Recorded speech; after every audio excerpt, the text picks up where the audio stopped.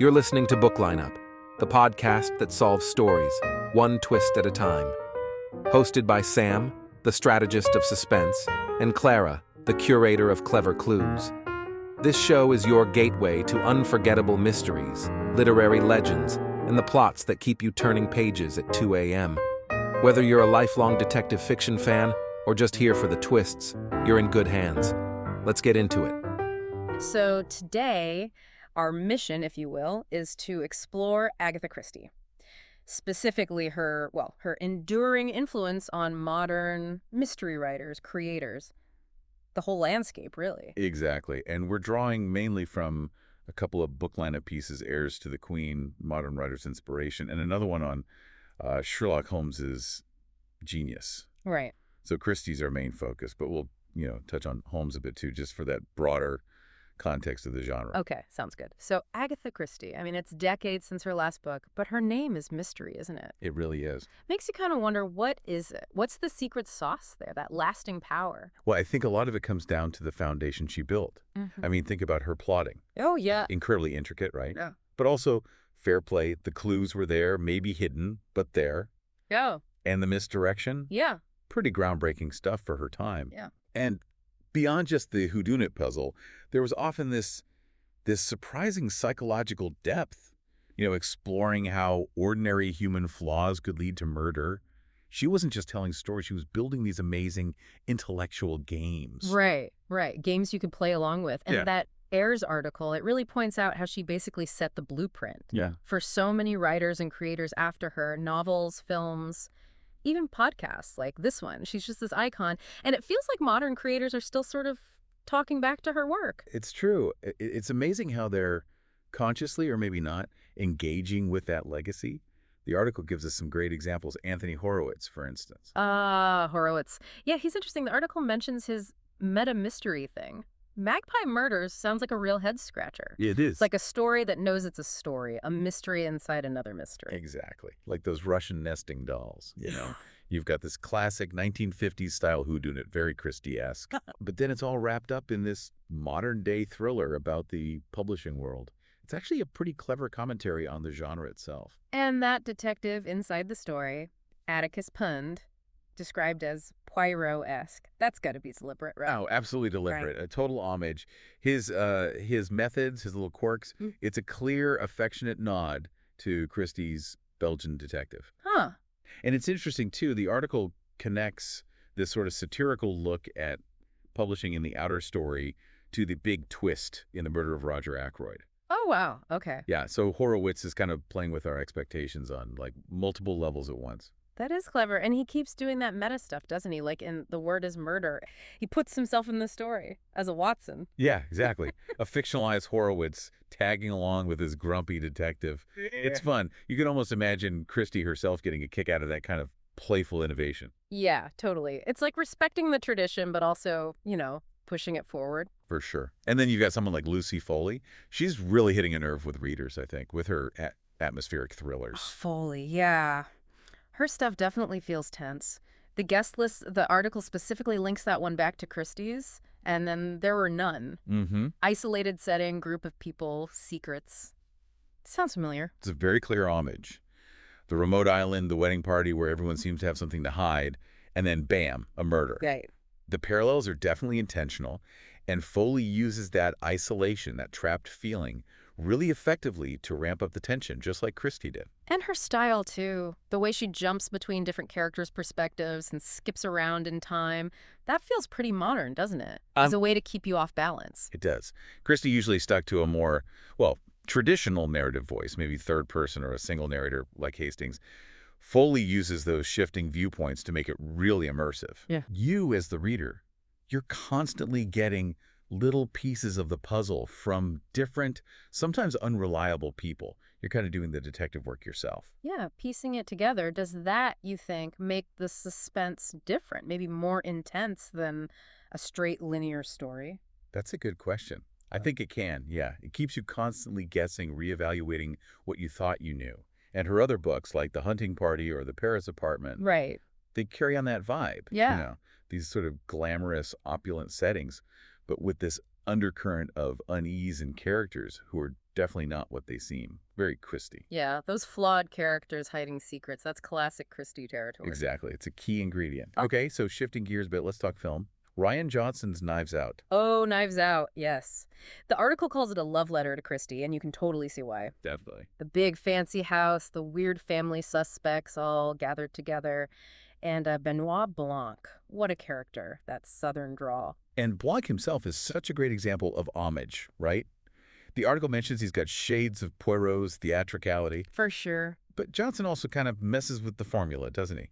He plays with those Christie tropes. Absolutely. Like revealing who apparently did it pretty early on. That's not the usual Christie move where you wait till the big reveal at the very end. No, it's not. But then the movie keeps twisting and turning, so you're never quite sure. It's like he's saying, okay, Agatha, I love your rules, but let's remix them a bit. Precisely. He uses that classic structure, the puzzle, the misdirection, but updates it. And then with Glass Onion, he leans even more into satire, these really contemporary settings, tech billionaires on private islands.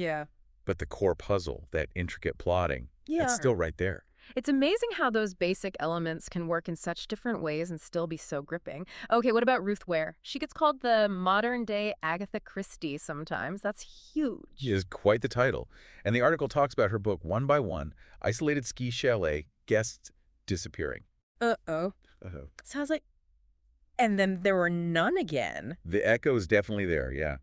Very intentional.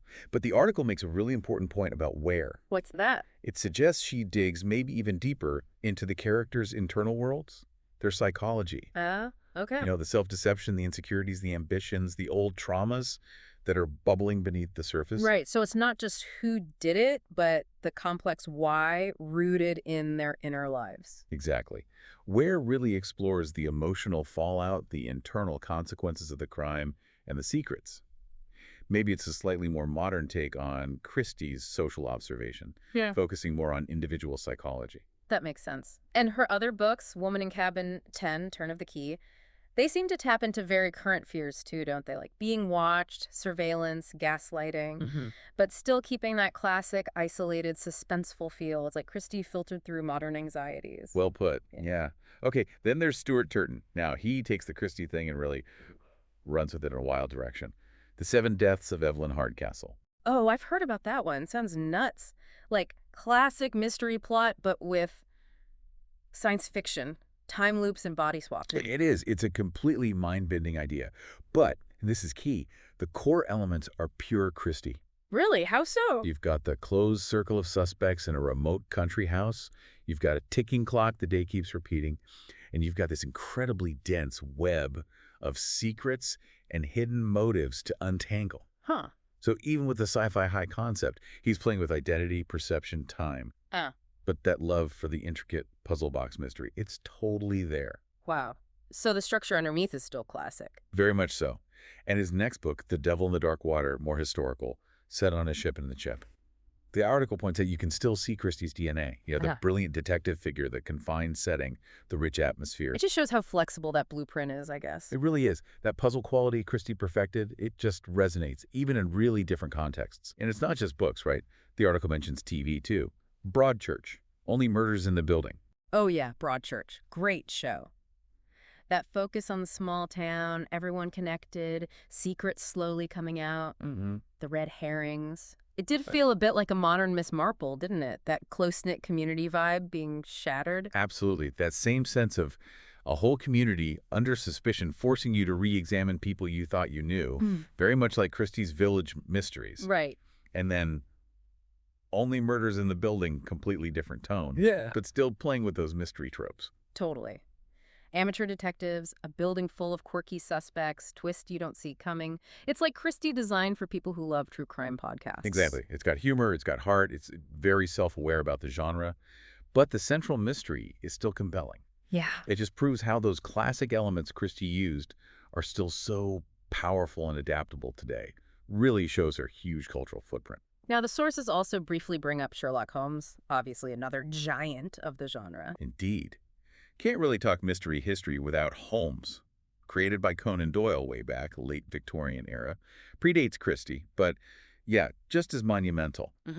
The article mentions his logic, the hyper-observation, apparently based on a real guy, Dr. Joseph Bell. Oh, interesting. Yeah.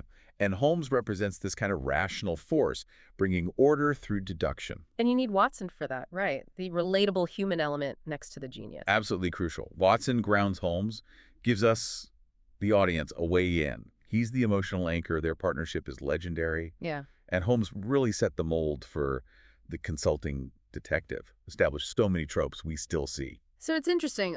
Both Christie's detectives and Holmes, they offer this sense of order, right? That logic can solve things even when the world feels chaotic. That's a great point. I think that's a huge part of their enduring appeal. This comfort in knowing that even the craziest puzzle has a solution if you just look hard enough, think logically enough. Getting back to Christie specifically, that Heirs article really wraps it up by saying modern creators are essentially remixing her work. Right, taking her tropes, her themes, and expanding on them, playing with them. Yeah. It argues her work wasn't just, of its time, but that she built these almost timeless blueprints for how to tell a mystery story.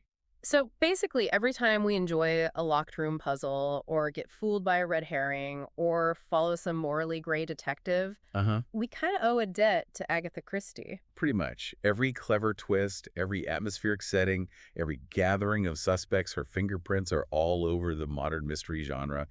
Her legacy is just immense and still evolving. So boiling it all down, the big takeaway seems to be that Christie's influence isn't just some historical footnote. It's alive, it's kicking, it's actively shaping the mysteries we read and watch today. These creators are standing on her shoulders, building on those amazing foundations she laid. Absolutely spot on. And, it makes you think, doesn't it? What is it about those core Christie elements? That intricate puzzle box, the hidden motives finally clicking into place, that deeply satisfying reveal. Yeah. Why does that still hook us so strongly, especially now with our fascination with true crime and complex narratives? Yeah. What's the magic in those enduring structures that just keeps pulling us in? That's a really interesting question to ponder. Maybe next time you're deep into a modern mystery, take a second and look for those echoes, those little nods back to the Queen of Crime. See if you can spot her influence. Anyway, thanks for diving deep with us today. Now that's a twist worth saving for the next episode. That's a wrap on this episode of Book Lineup. Hosted by Sam, the strategist of suspense, and Clara, the curator of clever clues. Join us next time. We'll be back with more must-reads, deep dives, and genre-defining books worth binging. Subscribe, share, and explore more at BookLineup.com. Until then, read smart, solve more.